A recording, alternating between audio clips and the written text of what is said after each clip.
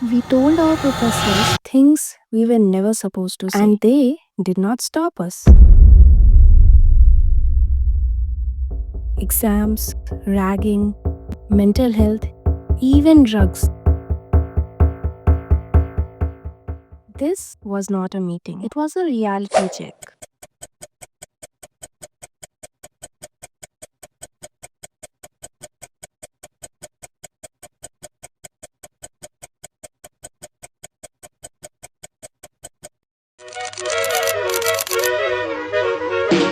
Ina mina rika dika de dai damanika maga chika pika rola rika ram pam coach ram pam coach. I wasn't planning to make a video about this, but the moment I came back to my room, I realized this is something every medical student will relate to. Because we complain about our system all the time, but rarely do we get a chance to say it to the people who actually run it. I was in my pediatrics posting. Class was going on. My phone rang. Obviously, I couldn't pick it up. When the class ended, I stepped out and saw missed call from my CR. I called her back. She said there's a meeting conducted by Community Medicine Department, and they want students who are outspoken.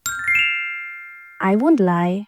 My first thought was this is going to be one of those meetings where professors talk, we sit, listen, clap, maybe answer a few questions for formality. But I'm not someone who says no to experience. So I said yes. Cut to the day of the meeting. Our classes ended early. We went to the auditorium at JK grounds. When we reached, the professors were already in deep discussion. They wrapped up, took group photos, had lunch, and then they left. At this point, none of us knew why we were even there. Then we were called to the same table. A professor from community medicine, two from respiratory medicine, and later, one more from anatomy.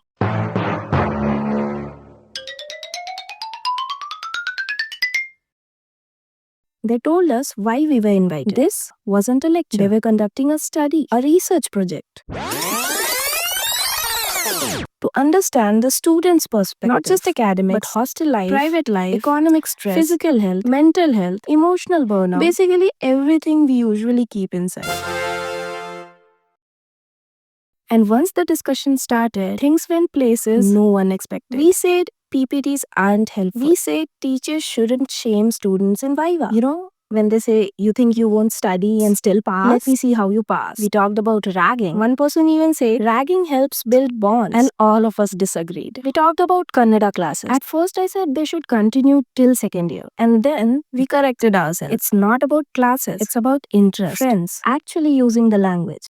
We spoke about how students form groups and stop interacting with others, how phones are used in class. At some point, we even suggested teachers should be quality checked through polls. What? The professors smiled and said, let's not go that rough. We are not going rough on students either. And honestly, that made sense. We talked about Viva, how we can't always express what we actually know. I thought it was because we were not given the time to think. But they explained something I didn't expect. They test how we function under pressure. And sometimes the strict examiner gives more marks and the chill one fails you. So don't panic, don't rush. We talked about language barriers. One professor said he knows 7 to 8 languages and understands even more. We spoke about mental psychological evaluation, a helpline, someone students can actually talk to, and economic stress. Some students work part-time jobs. They need support too. At one point, one of us said something very blunt about exams. Not disrespectful, just honest. Exams are bullshit.